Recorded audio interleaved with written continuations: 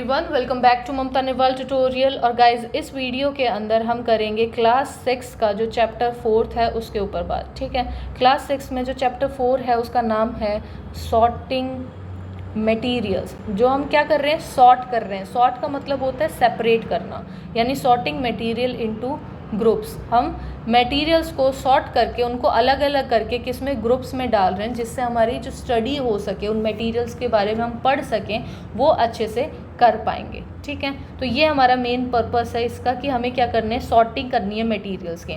किसके बेसिस पे हो सकती है सॉर्टिंग, वो उसकी प्रॉपर्टी पे, यानी कौन सी मटेरियल हम यूज़ कर रहे हैं, उसकी क्या क्या प्रॉपर्टी है, उस प्रॉपर्टी के बेसिस पे हम मटेरियल्स को सेपरेट कर सकते हैं। ठीक है, अब ये मटेरियल्स क्या होते हैं, देखो हमारे सराउंड में क्या होता है, हमें ऑब्जेक्ट्स दिखते हैं, बहुत सारे ऑब्जेक्ट्स होते हैं। कुछ जो ऑब्जेक्ट्स होते हैं वो क्या होते हैं, सिंगल मटेरियल से मिलके बने हुए होते हैं। ठीक है, कुछ ऑब्जेक्ट्स क्या हैं जो सिंगल मटेरियल से बने, उनके अंदर कोई मिलावट नहीं है, कुछ नहीं है, वो सिंगल मटेरियल से ही मिलके बना है। ठीक है, अब देखो एक मटेरियल से भी हो सकता है, या फिर हमारा ऑब्जेक्ट क्या होता है, मैनी मटेरियल से मिलके बना हो सकता है, यानी मिक्सचर होगा किसी ना किसी और मटेरियल से मिक्स करके वो एक ऑब्जेक्ट हमारा क्रिएट हुआ है। ठीक है, या फिर ये भी हो सकता है कि अगर एक जो हमारा मटेरियल है, एक अकेला जो मटेरियल है, वो बहुत सारे क्या है, डिफरेंट काइंड ऑफ ऑब्जेक्ट्स बना देगा, डिफरेंट ऑब्जेक्ट्स वो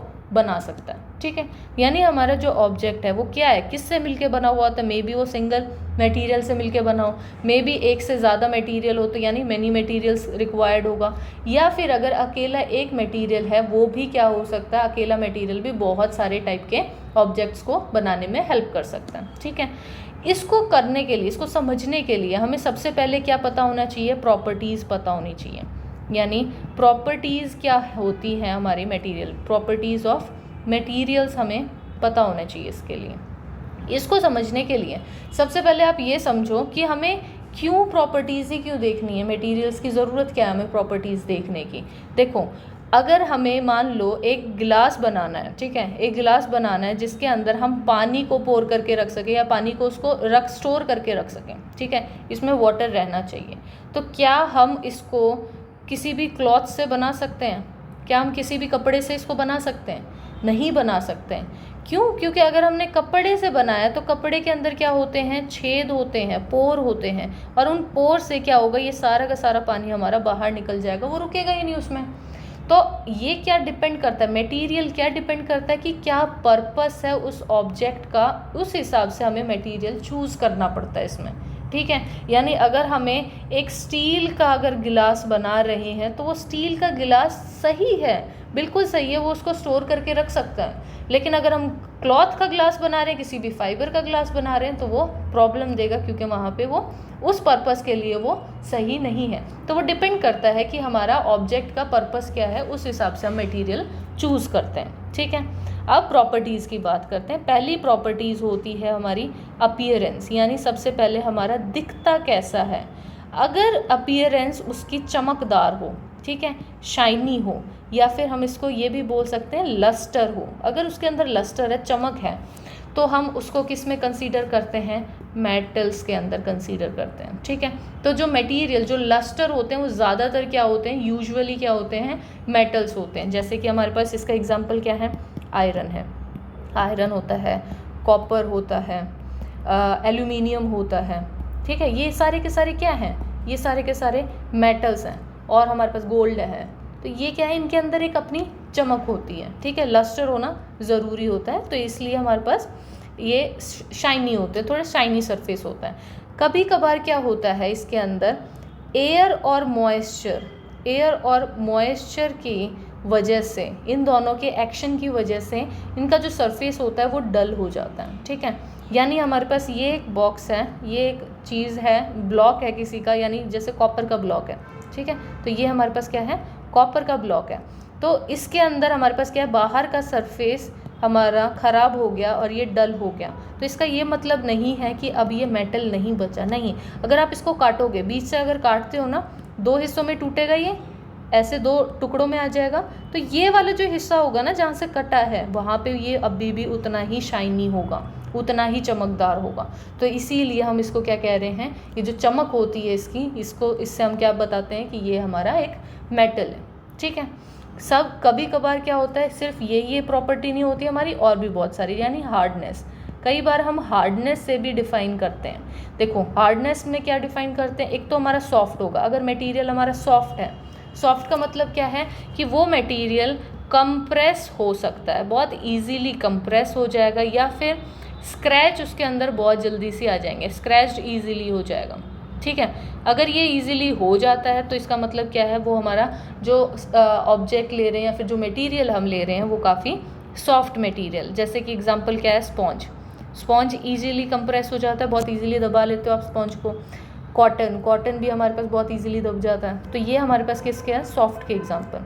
लेकिन हमारे पास दूसरा क्या आता है, हार्ड कौन सा है, जो कंप्रेस या स्क्रैच होंगे वो उसके अंदर नहीं आ पाएंगे, यानी ये नहीं हो पाता, तो उसको हम क्या कह सकते हैं, ईजिली कंप्रेस नहीं हो सकता। ऐसा नहीं है कि कभी भी कंप्रेस नहीं हो सकता, नहीं, ईजिली नहीं हो सकता। जैसे कि एग्जांपल क्या है, आयरन को आप इतनी जल्दी से, आप ऐसा नहीं है कि स्पॉन्ज की तरह दबा दोगे, नहीं, इसीलिए इसको क्या कहते हैं, हम हार्ड कहते हैं। तो ये वाले मटेरियल कौन से होते हैं, हार्ड मटेरियल होते हैं, जो जल्दी से कंप्रेस या ईजिली कंप्रेस नहीं हो पाते।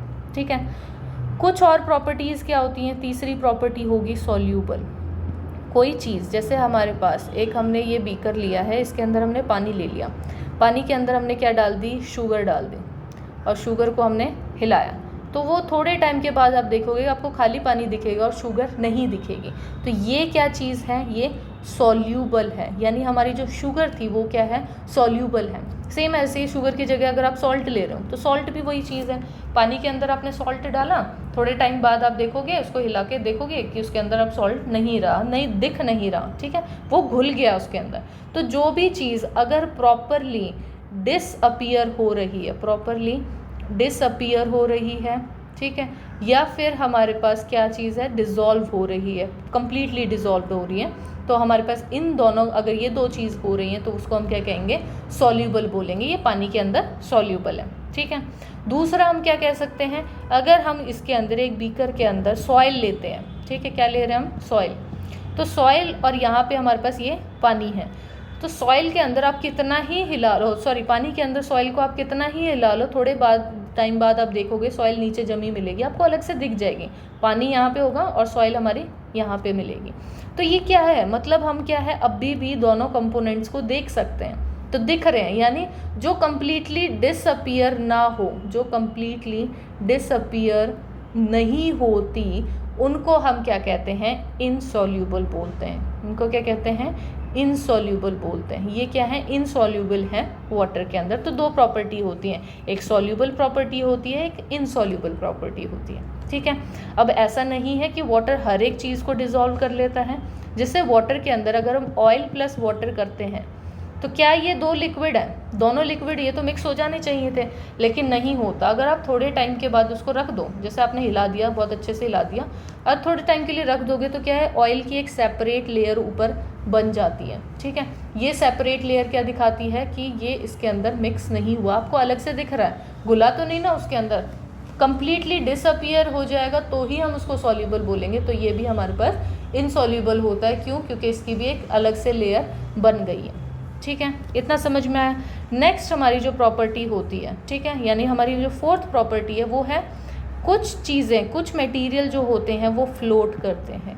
कुछ चीज़ें क्या होती हैं, फ्लोट करती हैं। यानी अगर हम पानी का सरफेस लेते हैं, ये हमारा पानी का सरफेस है, यहाँ पे अगर हम ड्राई लीव्स डाल देते हैं, ठीक है, तो ड्राई लीव्स का क्या काम होगा, वो ऊपर तैरने स्टार्ट हो जाएंगे, यानी फ्लोट करने स्टार्ट हो जाएंगे। अगर हम ड्राइड लीव्स लेते हैं तो ये क्या करेंगी, ऊपर सरफेस के ऊपर तैरना स्टार्ट कर देंगे। इनको कहते हैं फ्लोट, यानी वो वाला जो मटेरियल जो जिसकी डेंसिटी जो वाटर की डेंसिटी से अगर कम है तो वो क्या करेगी, फ्लोट करना स्टार्ट कर देगी। लेकिन सेम ऐसे ही अगर हम स्टोन ले लें, अगर हम ड्राई लीफ की बजाय स्टोन ले लें और पानी के अंदर वो भी हम डालें, तो स्टोन क्या हो जाएगा, नीचे जाके बैठ जाएगा, यानी डूबेगा और नीचे जाके बॉटम में जाके बैठ जाएगा। तो ये क्यों हुआ, क्योंकि स्टोन की डेंसिटी ज़्यादा थी, किससे, पानी से। तो वो डिपेंड करता है कि हमारी दो प्रॉपर्टी हो सकती है, मे बी वो फ्लोट करे या मे बी वो श्रिंक कर जाए, अंदर नीचे गिर जाए। ठीक है, तो इसको हम क्या कहते हैं, सिंक करना कहते हैं, ठीक है, सिंक हो जाता है। नाउ नेक्स्ट हमारे पास जो लास्ट प्रॉपर्टी आती है वो ट्रांसपेरेंसी आती है। ट्रांसपेरेंसी यानी हमारे पास जो ऑब्जेक्ट है वो ट्रांसपेरेंट है या नहीं है। ट्रांसपेरेंट कौन से होते हैं, यानी अगर आपने जैसे खिड़की है, खिड़की के ऊपर क्या लगा हुआ है, मिरर या शीशा लगा हुआ है आपका, तो ये जो ग्लास लगा हुआ है, इस ग्लास के थ्रू आप सारी चीज़ देख सकते हो। ये बाहर पेड़ है, ये हमारी एक झोपड़ी है, तो ये जो भी चीज़ आपको ग्लास से बाहर दिख रही है, देख किस लिए पा रहे हो, क्योंकि ग्लास जो होता है वो क्या है, ट्रांसपेरेंट होता है। ग्लास क्या है, ट्रांसपेरेंट है, इसलिए आप इसको देख पा रहे हो, ठीक है। जैसे वाटर जो होता है वो ट्रांसपेरेंट होता है। बाल्टी के अंदर अगर आपने कुछ डाल रखा है, ऊपर पानी है, यानी ये बाल्टी हमारी, ठीक है, और ये हमारे पास यहाँ पे हमने पानी फिल कर रखा है, और यहाँ पे आपने कोई टॉय डाल दिया तो आपको ऊपर से दिखेगा, क्यों, क्योंकि वाटर भी हमारा क्या है, ट्रांसपेरेंट है।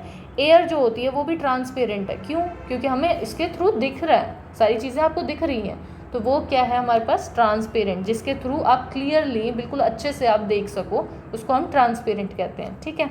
नेक्स्ट जो मटेरियल आता है, एक होता है ओपेक, ठीक है।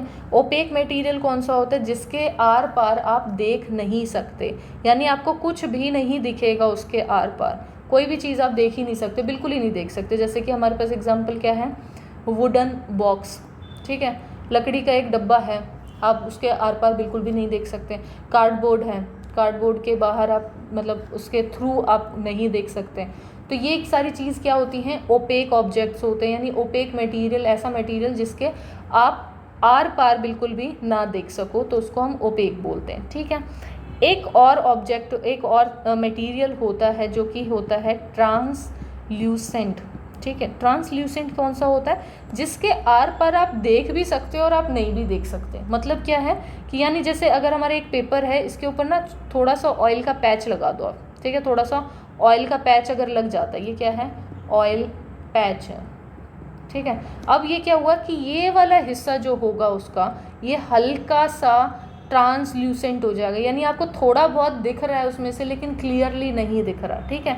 यानी आप उसके थ्रू सी कर सकते हो, देख सकते हो, लेकिन क्लियरली नहीं देख सकते, ठीक है, क्लियरली नहीं देख सकते। तो जो पार्शली देखना होता है उसको हम क्या कहते हैं, ट्रांसल्यूसेंट बोलते हैं। तो वो वाले मटेरियल जिसके थ्रू आप थोड़ा बहुत देख सकते हो लेकिन क्लियरली नहीं देख सकते, उनको हम कहते हैं ट्रांसल्यूसेंट मटेरियल कहते हैं, ठीक है। तो इस वीडियो के अंदर बस इतना ही है, इस चैप्टर के अंदर और कुछ नहीं था, यही प्रॉपर्टीज़ थी जो आप लोगों को समझनी थी। तो आई होप आपको ये पूरा चैप्टर समझ में आया होगा। अगर आपको कोई भी डाउट है या फिर आपको अगर मेरा वीडियो अच्छा लगता है तो उसे लाइक करें, सब्सक्राइब करें, और कोई भी डाउट है तो उसे कमेंट बॉक्स में लिखें। Thank you guys for watching this video.